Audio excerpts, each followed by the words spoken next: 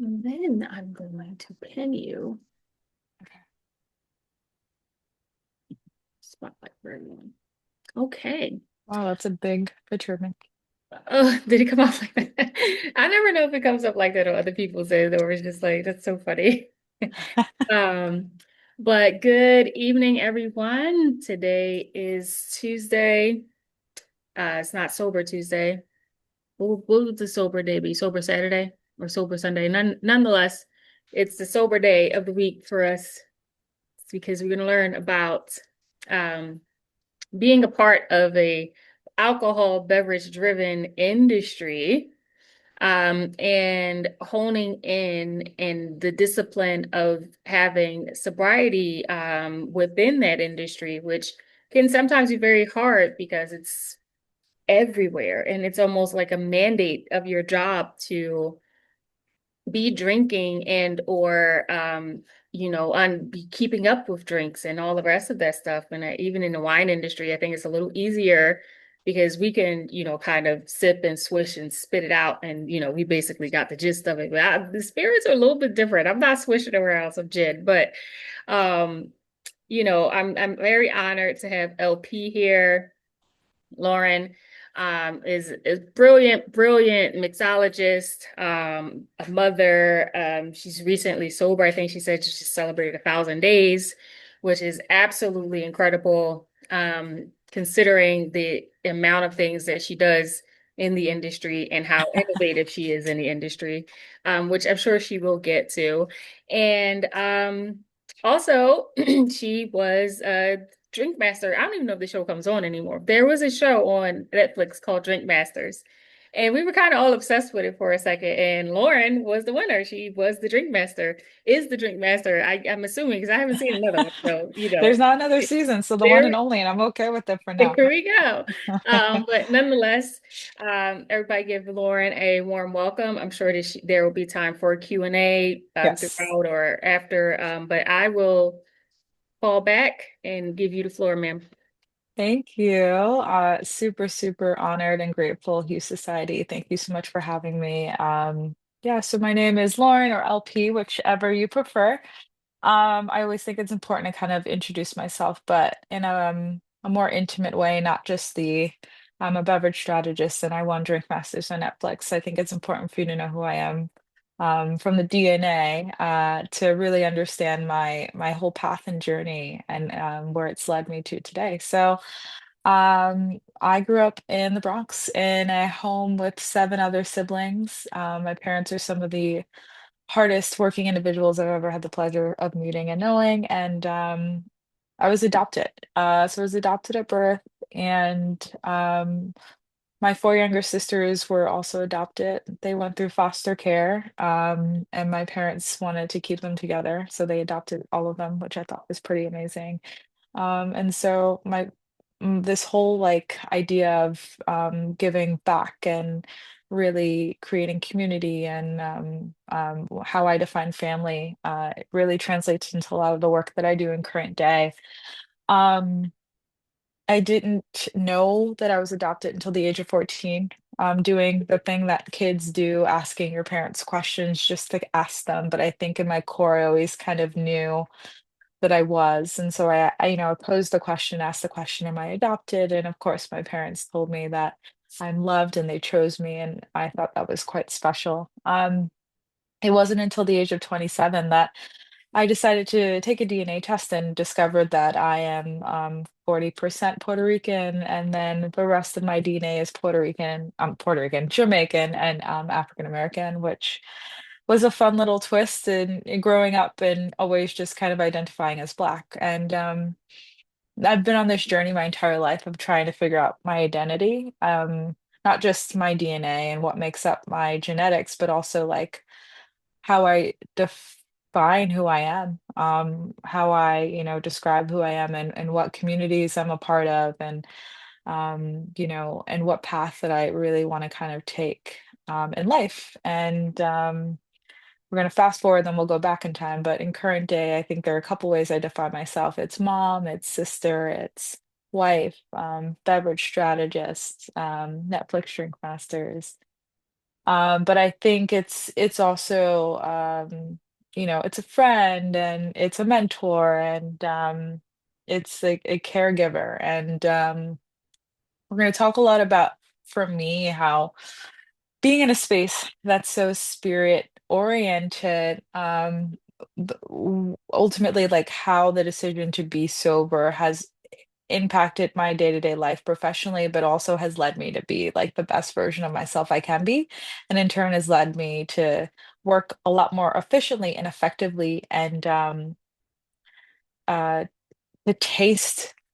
I think that my palate is the best it's ever been. I think the product that I produce from a cocktail lens is the best it's ever been. And it's kind of ironic for someone who doesn't drink. So we'll talk about all that. But again, I think the introduction is really important because it's important for you to kind of get to know me. I went to nursing school and then quickly decided that was not for me and made the decision to delve into beverage. And at the time was working at a place called Eat the Rich with um, a beverage team that was probably one of the best beverage teams in the country. And I'm very lucky because I delved in very quickly in understanding the history of spirits and the history of cocktails, but from a very different lens, because I think at the time, um, my understanding of the beverage industry and my introduction to it growing up in the Bronx was like a TGI Fridays. It was, the bartender mixes the drink that has a Corona sticking out of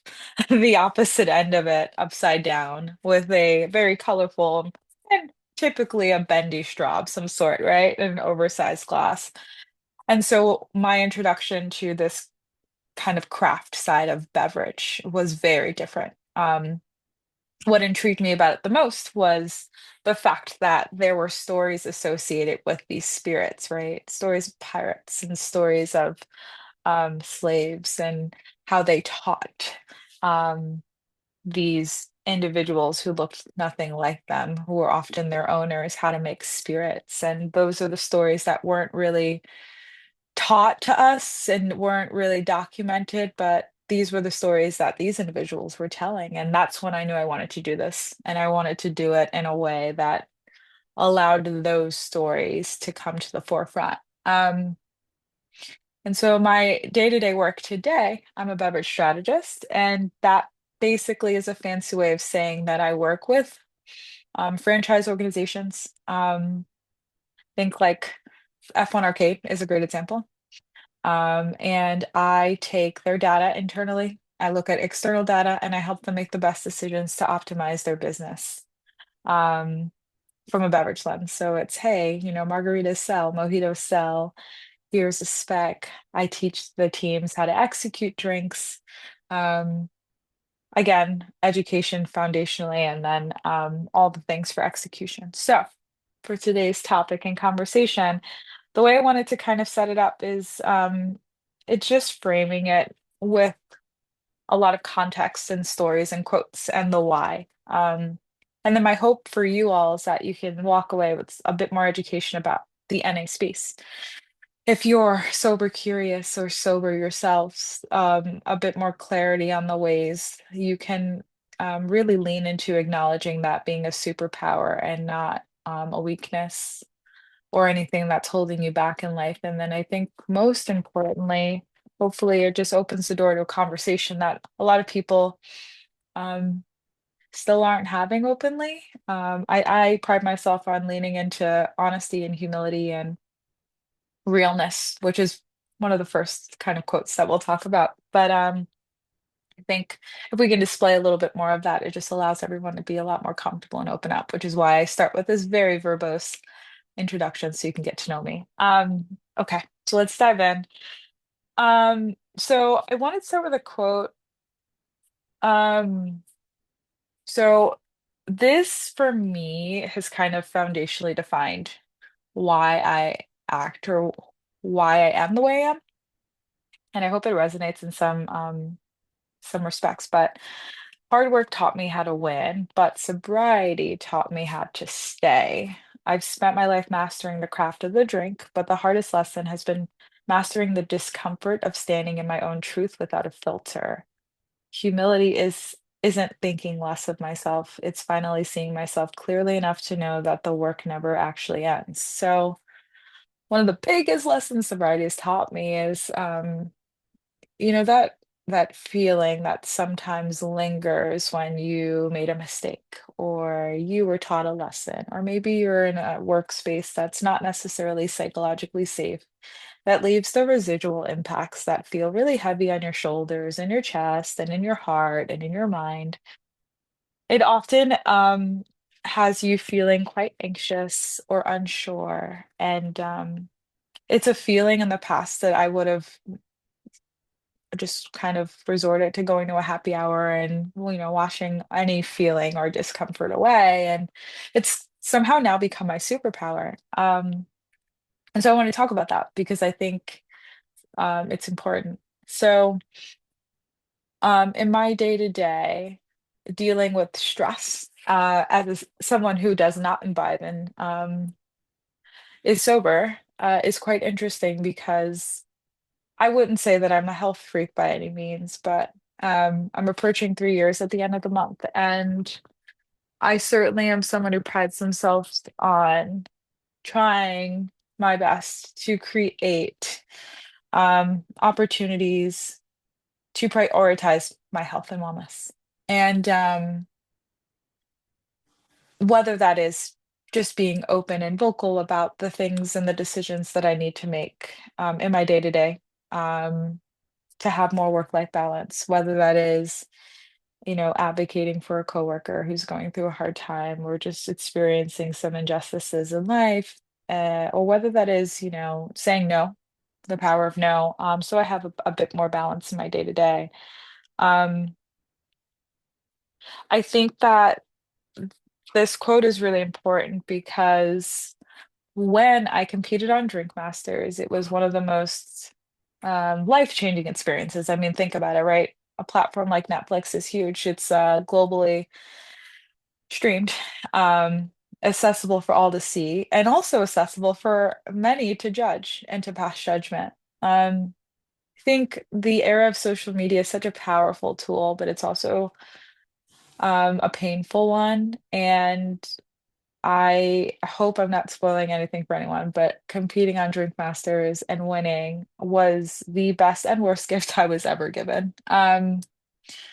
When I went on this platform, I was not expecting to win. I mean, I worked hard to be there, don't get me wrong, but that was never the goal. I think the goal was to place myself in a position where I was proud of the work that I put forward.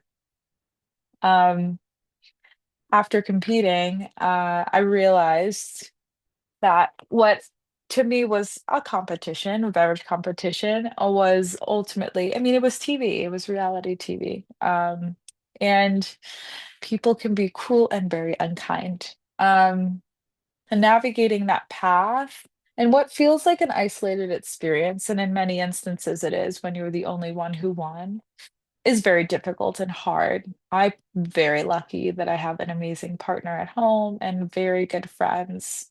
And I think I'm very lucky that I was able to also advocate for myself. I pride myself on my ability to know what I need to take care of myself. And I think therapy is one of those many, many tools that I've leaned on to support me in those moments. But Drink Masters placed me in a position where I implemented a lot of boundaries in my day to day. And perception wise, led many people to believe that I was not very approachable or maybe even quite difficult. And on the other side of that, I viewed it as protecting myself and my capacity to give to others during a time where I needed to really take care of myself.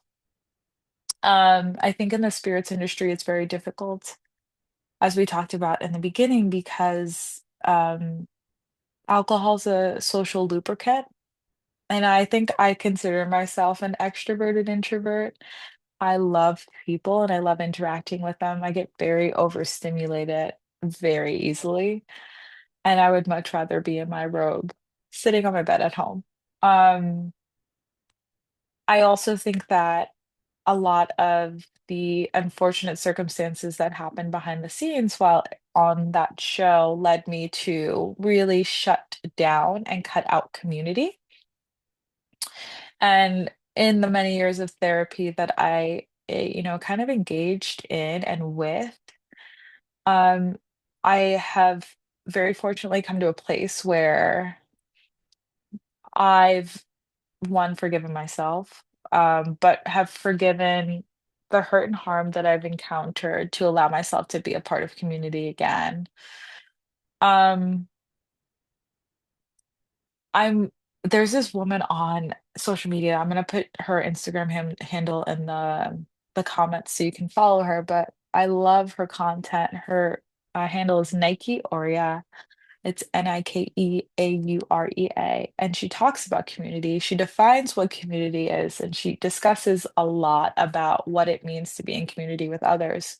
And one of the things she has said that resonates a lot is that um, it's reciprocal, but additionally, it's not always pretty. It it's often ugly, and I think it also it requires clarity and communication. I'm grateful for her platform because it's taught me a lot. But again, on my journey, and where I am today, I think that when I think of my sobriety, Drink Masters is certainly a pivotal moment. One of the hardest decisions to make as someone, again, who's in the beverage industry, because you kind of have this FOMO for these moments of, am I missing out? But segueing into the second quote, I'll talk about really how it's made me such a better beverage professional. Um, okay, so I think the second part I really want to lean to is the why. So, what is your why, is what I like to say. Um, I don't really know the exact moment I decided to stop drinking other than I guess from a spiritual lens, I guess when I reflect on the actual moment, it was when I found out I was pregnant and I was like, okay, well, it's time to stop drinking. But leading up to that, um, there was certainly a period, and I think it was about 6 months where I was like, maybe it's time to stop drinking. For me, it was, I'm 34 now, and I would say it was really when I was child-free. I was engaging a lot more in these industry events. I was out late. I was still bartending as well. I don't bartend in bars anymore, but it made it very convenient and is easy to and accessible to kind of be in those spaces and places. When I think about being on the other side of it, the progress and the advancements I've made in my career as a result are like astronomical. The amount of I would say the quality of the product that I create is very different as well. It's almost the best way to describe it is it's almost like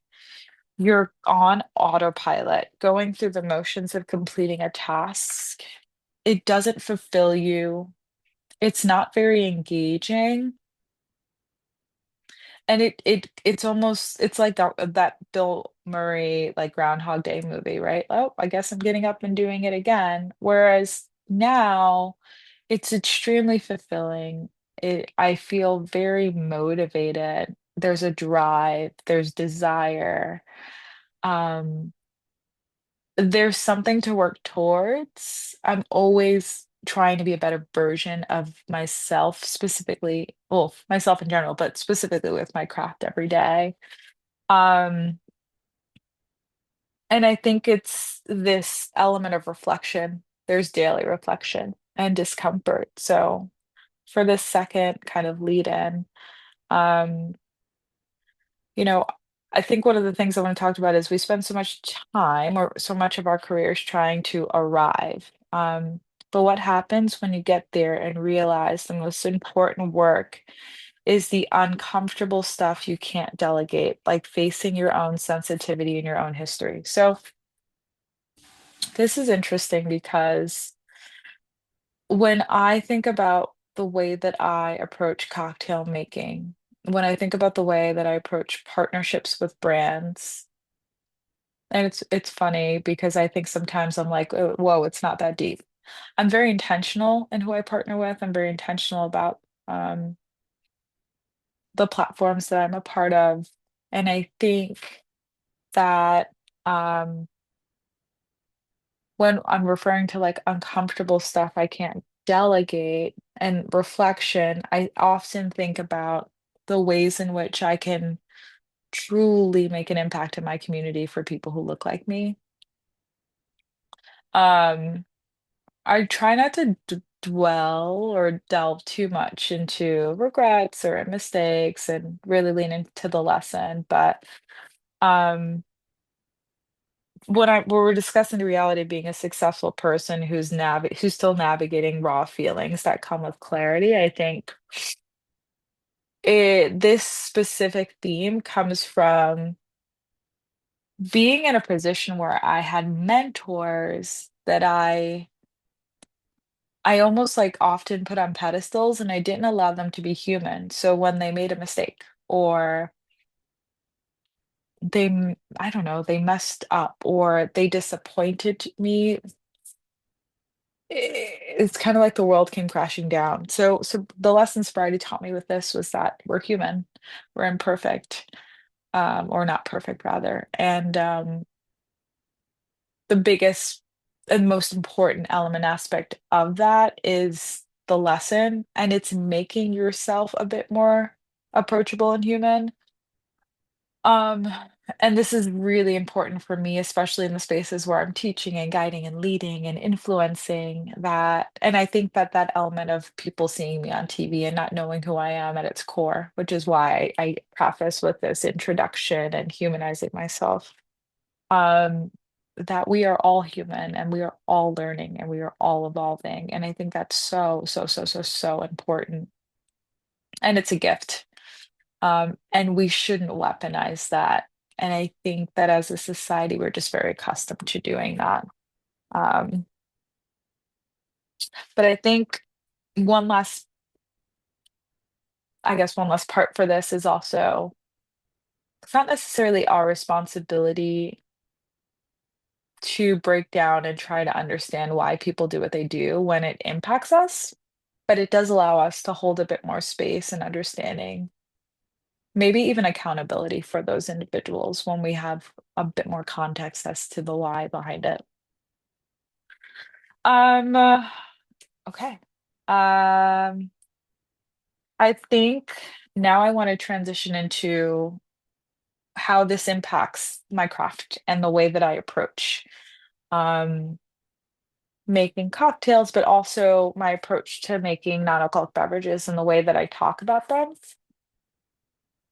So when I think of my sobriety and the way it's impacted my craft, one of the really amazing lessons or things that I've kind of learned is the storytelling and the intention that really goes into all the work that we do. And if I'm being really honest with you, any honestly, anyone can make an amazing drink. I think one of the gifts of going out and spending money is that you want an experience and you want an opportunity in some respects and ways to be entertained, right? You want there to be a moment to learn and to exchange. And that is something I think in the last few years that has gotten lost. But when I think about my craft and the way that I go about making drinks, it's certainly foundationally always comes back to identity for me in some way. Um, my culture, my lived experience, and finding a way to kind of take a piece and a part of me and allow others to connect with it. I worked at a really amazing bar in DC, called Silver Lion, and the gentleman behind it is UK based. His name is Ryan Chetty. And his whole thing was when we tell stories with cocktails, it's really important to figure out the ways we can tie an element of that story back to an ingredient, right? Which I was like, it's not that deep. I've never thought about it that way before. But when going through the exercise and the position I had at the time was research and development, production chef, being in the kitchen, being the one like making the recipes, ultimately like testing out different syrups and infusions and batches, etc. That piece and part was very important for what we were attempting to accomplish. Um, but that intention or that intentional piece ultimately led to a much better drink because we were able to really inspire people and tell a story and connect them with a part of history or a person or a place or a time or my lived experience, which I thought was really cool and fun. And the way this kind of segues into my approach to making non-alcoholic beverages is that I think it can sometimes be a very daunting task to dive into because it's so unfamiliar. And I say that with like air quotations, because if you think about it, there was a period where none of us drank, you know, when we're younger than we're the age of 21. So when you think about it that way and you frame it that way, there are drinks that are tried and true, have been around since the beginning of time that for a very long time have taught us all that we need to know about technique and balance and complexity. And an example for you or an example that I often like to use is something as simple as a lemonade or a sweet tea. The lessons you learn with lemonade are fresh citrus is the best citrus. Depending on what sweetener you use, whether it's a simple syrup, which is white sugar and water, or it's two parts sugar to water, or if it's a demerara, which is a dark brown sugar with water, or maybe it's a strawberry syrup, depending on what you use and how rich that syrup is, it will impact the sweetness of your drink. Depending on whether you use 3 ounces of water or 4 ounces of water, it'll make your drink more or less concentrated, depending on if you top it off with club soda. So you see the lessons that we've already learned in complexity there. Let's transition to something a bit more foundationally cultural, maybe a sweet tea. I mean, traditionally we use black tea, right? If you steep that tea too long, it will be extremely tannic, and tannins are what we refer to predominantly in the wine world. It's that like puckered lip feeling that you get that kind of just rocks your palate. So if you oversteep a tea, you can't fix that. You have to start over. Steep it less, and then you'll have a more rounded, well-balanced drink, right? Or something like agua de Jamaica, sorrel, right? Again, very familiar. So the way I like to teach bartenders to approach non-alcoholic beverages foundationally is mastering these techniques. Again, with tea, you're learning temperature, how that, the temperature of water impacts tea. You're learning about time and oversteeping. You're learning about concentration, how much tea and that ratio to water. And it's such a gift because when we approach it that way, we're now just leaning into techniques and approaches that we've, again, been accustomed to our entire life. And it doesn't need to be anything fancy. If you like Tang or you like powdered iced tea, do your thing. It doesn't need to be inaccessible. And I think that's the most important, kind of element aspect of this. So the next time you're trying to make an NA beverage, just really think about those drinks that have inspired you in your childhood or bring back some sort of nostalgia and how you can master those flavors. And maybe it's blending two teas together, right? Or maybe it's adding tea to your lemonade, like an Arnold Palmer. There's so much fun to be had there. And then transitioning into I guess the multitude of NA options that are out there now. It's crazy how much it's expanded. There are a lot of options. in my beverage strategy role, one of the things I really like to place emphasis on is I don't necessarily believe you need to purchase a $30 bottle of something that has no alcohol in it to make a drink, especially bars, because they have to charge you a lot of money for it. But leaning into these more like cultural driven, foundationally drinks allow them to keep their costs low and still serve you something delicious. But if you are delving into NA or just interested about learning more about it, there are a couple of, I guess, tips and tricks I'd give you. When it comes to wine, um, de-alcoholized wines, in my opinion, foundationally just taste like they're just far, far, far more superior from a complexity lens. I think it might be obvious why, but if not, I'll explain. When you're going through the process of making wine, I mean, there's fermentation that occurs, which allows you to create very complex flavors, right? Um, there are a whole bunch of other steps that I'm obviously skipping, but I guess the point I'm trying to make here is that end product is usually a very well balanced, complex, beautiful product. When you go through the process of dealcoholization, you are extracting a little bit of that flavor, but predominantly alcohol. And then you're left with that foundation. When you don't have dealcoholized wine, most of what you're getting is a product that takes like grape juices or other juices and ingredients and they blend it together. They're basically like mixing you a drink. And because they're doing it that way and it lacks the complexity you get when you have alcohol, you get a far inferior product. So the next time you're looking for an NA wine, I advise looking for something that is de-alcoholized.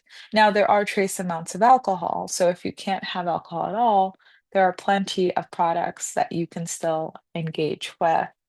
Um, I think brands in general are doing a much better job at providing education and access to information about flavor profiles and I think transparency in general is still an issue in regards to how they make these products. But I encourage you to chat with your bartenders when you're in these bars and ask questions. And that really encourages them to make sure that they are informed or as informed as possible to make the best decisions for you. When it comes to NA spirits, this is a whole other conversation. So I hate to be the bearer of bad news.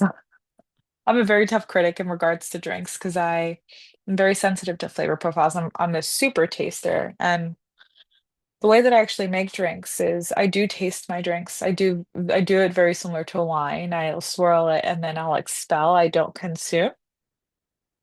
Um, but I just find that there are some good ones. I'll tell you what they are so you can get them. I just find that sometimes the flavor profiles can be a bit polarizing, and you don't need a lot to make an impact. So, Almave is a non-alcoholic tequila that I'm a really big fan of, and I think it's delicious. It's Lewis Hamilton's non-alcoholic tequila. It's very good. So I highly recommend getting that if that's something you wanted to play with.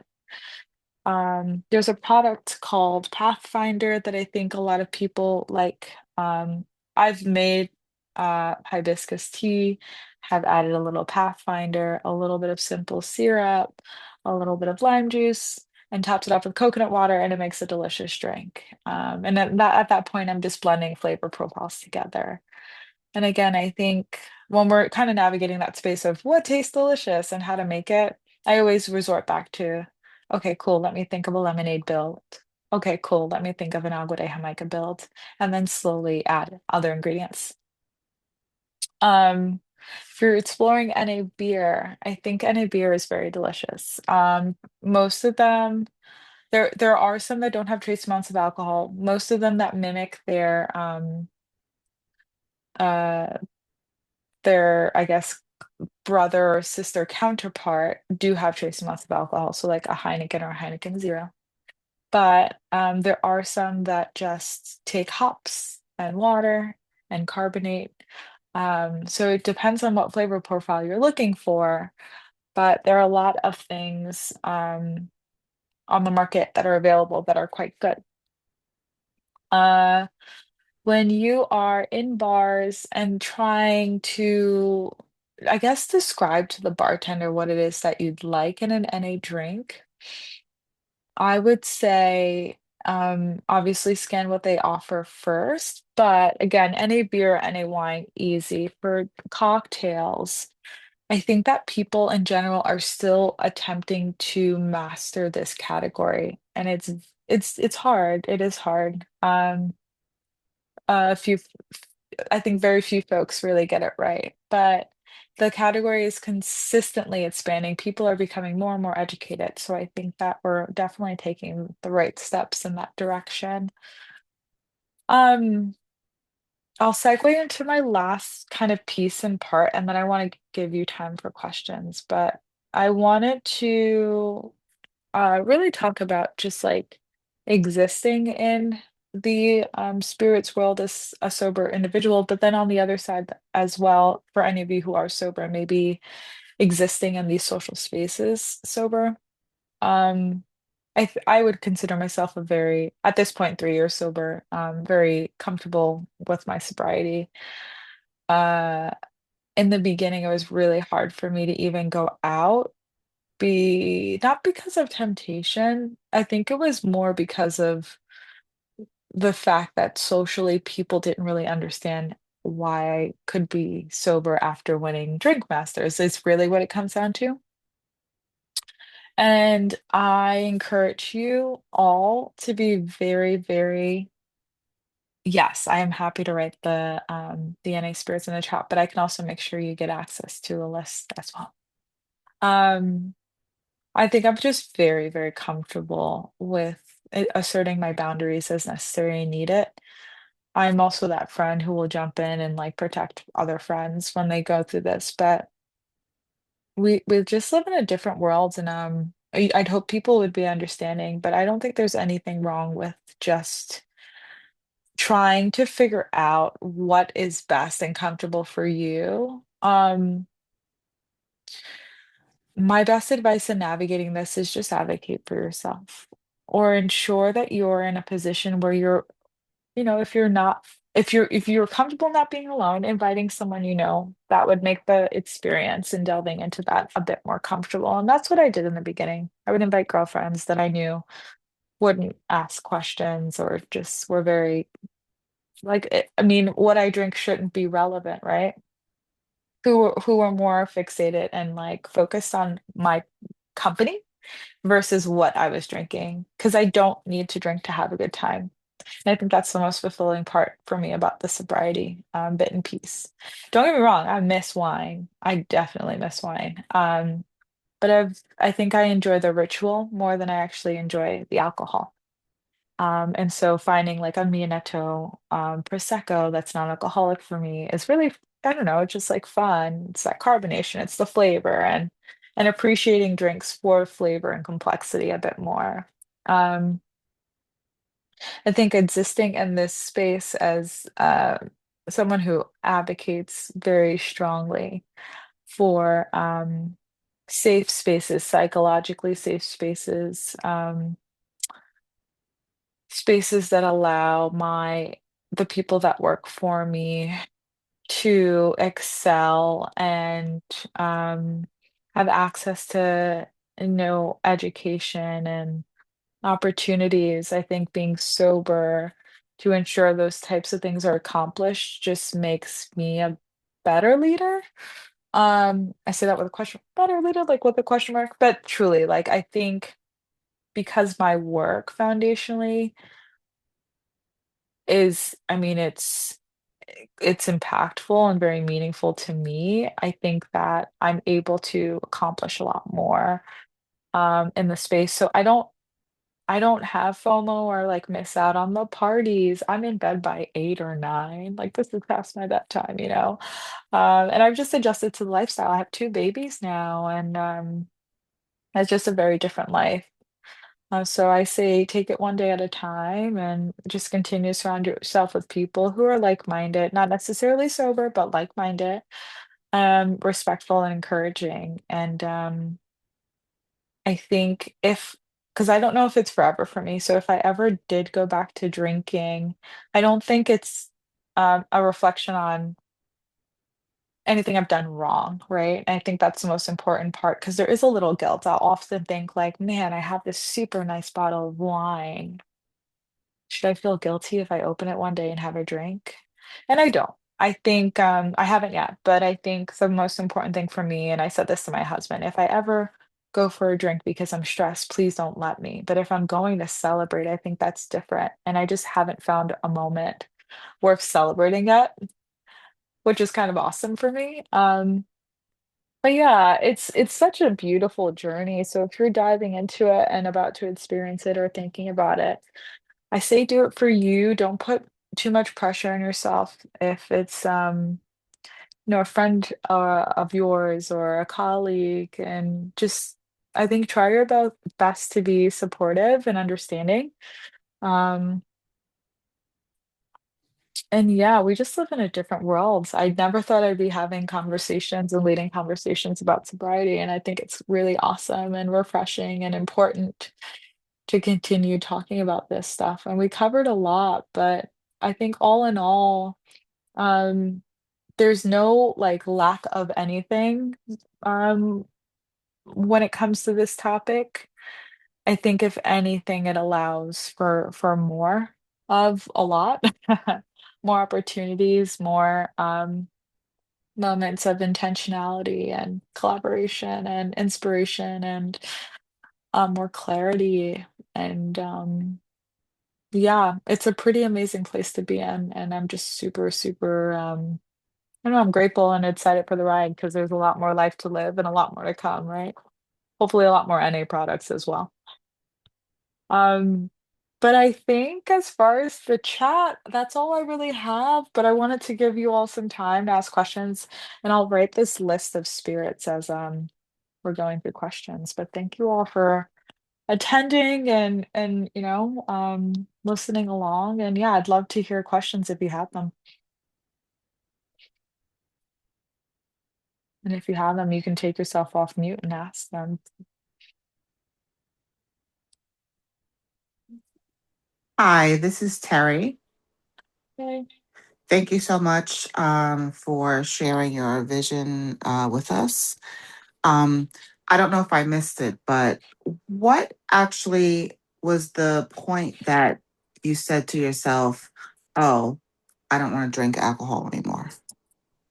Yeah, so for me, I actually found out I was pregnant and then stopped. But Okay. prior to that, there was about a 6-month period where I had been reflecting on it.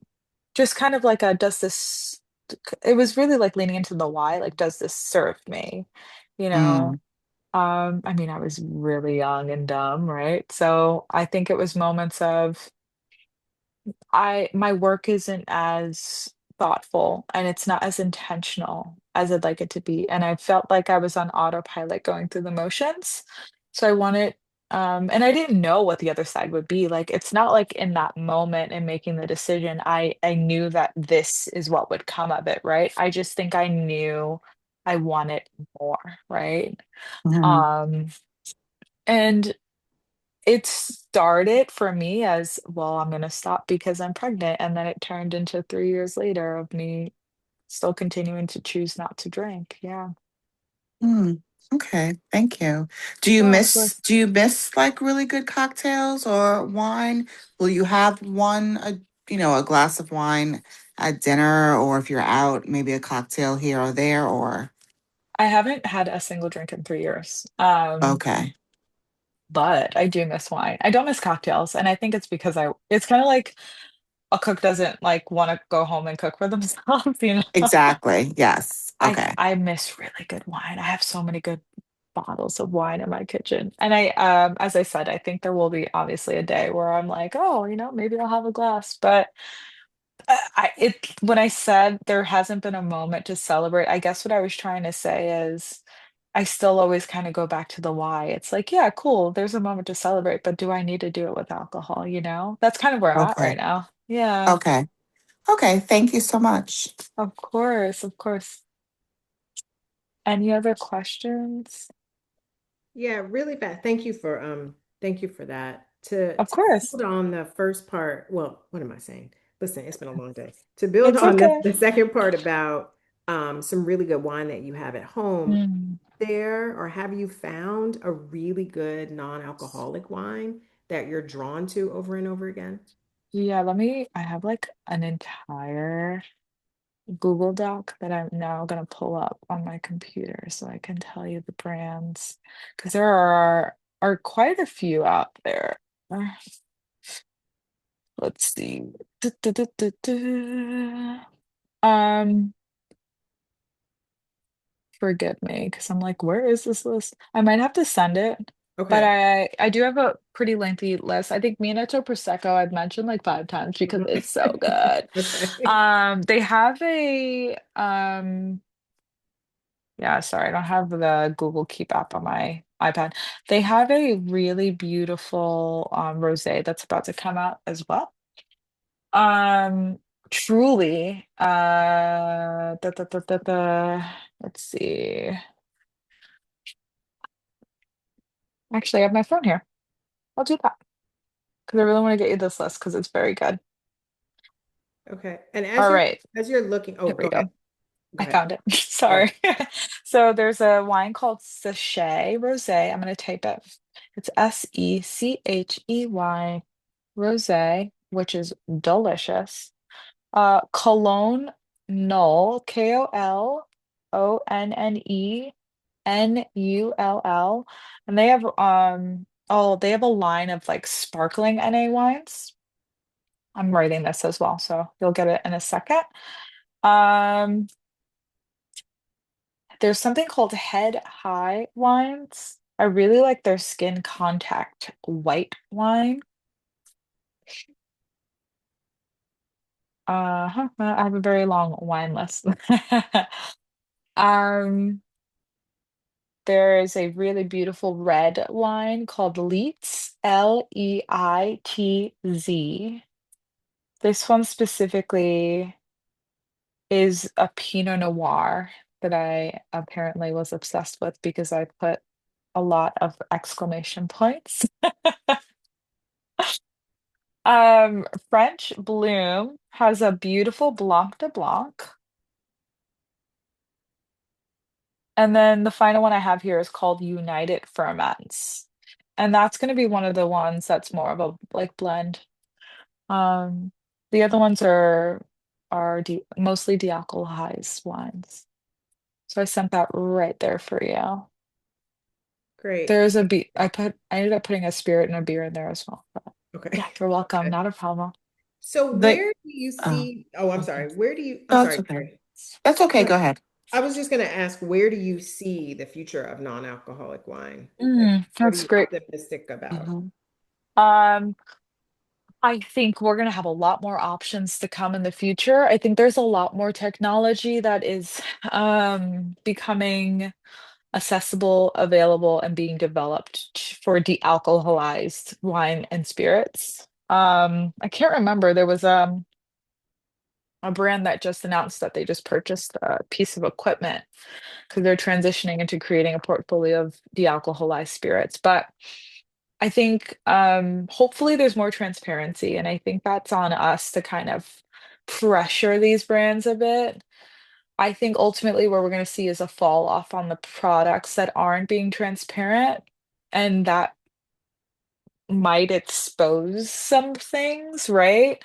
And then those who have always been transparent are really going to be the ones who thrive. When we look at data, which is really interesting, this isn't necessarily specific to NA, but females, when we talk about premiumization, and I do consider like that transparency piece, especially in like the NA space when we're talking about de-alcoholized wines and spirits, premiumization, women lead that like whole um that sector of or that space of clientele and it like significantly like there is a huge disparity and so like when we look at happy hours and ladies nights and stuff like that what they are purchasing are products that are at least being advertised as being premium And I do think that transparency piece is going to be a lot more important moving forward for sure. When you speak on the transparency piece, what exactly are you talking about? So, have you ever, for instance, like gone on a website for a brand and tried to find out how it was made, what ingredients they used, and you couldn't find any information? Okay. Yes. That's not a coincidence. They do that on Okay. purpose. And Okay. so I think what's going to end up happening is, you know how there are a lot of brands and products just being recalled every single day? Oh, yes. Yes. I think that a lot of people are going to be forced to be more transparent about the products that they create, what they use to make it, etc. Okay. And I think that will, I mean, I would hope for me as a consumer, it will Mm-hmm, definitely mm-hmm. impact my decision to purchase certain products, right? Especially when we're thinking about these proteins that are being lab generated. Like, there's no Mm-hmm. way I'm going to go purchase that personally, right? So Mm-hmm. I think when we talk about transparency, especially as we consider that the NA space is specifically currently of like it's the only category that's still kind of evolving, right? Like Okay. whiskey is defined, rum is Mm-hmm. defined, gin is Mm-hmm. defined, vodka is defined. Mm-hmm. NA is this like really wild beast that's still changing every single day. So Mm-hmm. we as consumers really do help determine where it ultimately ends up landing. Mm-hmm. And I know for me, I'm very vocal about that transparency piece being a very important aspect Mm-hmm. to what I ultimately end up purchasing. Okay. Thank you for that. Of course, of course. I mean, I think we have to be informed consumers. One, because what we Mm-hmm. consume ultimately impacts us, but two, Mm-hmm. we have a lot more influence than I think that they like to let on sometimes. Mm-hmm. Mm-hmm. Do you see yourself creating a brand of non-alcoholic wines? I would love to. I would Okay. love to. I think that'd be fun. I Okay, I wouldn't would know love to the taste it. Let's I go. know. I wouldn't know the first thing about it. So if any of you do, Okay. please let me know. Okay. Um, but I think it'd be fun. I love wine. Like I know that I'm known for cocktails, but I love wine. Mm-hmm. So I Mm-hmm. think it'd be really fun. But the wine, I would say wine in general, that category of NA, I'm biased, is the best by far. Okay. Okay, thank you for that again. Of course, of Thank you. course. Any other questions?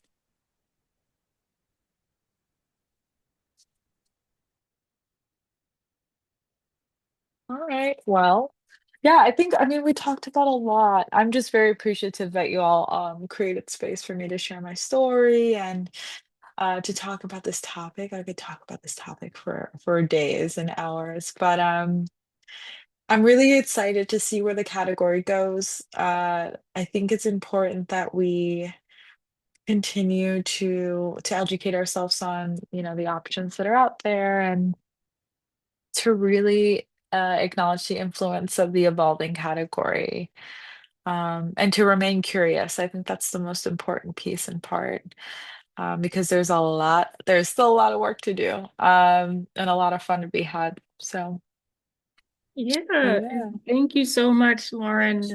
Thank you for sharing your story and going so in depth and leaving people curious. And, I think that more people will be encouraged and inspired to start their own journeys, and that it's possible. So thank you so much.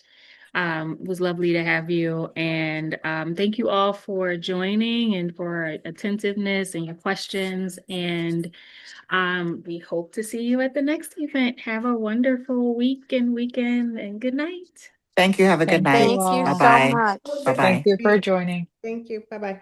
Bye.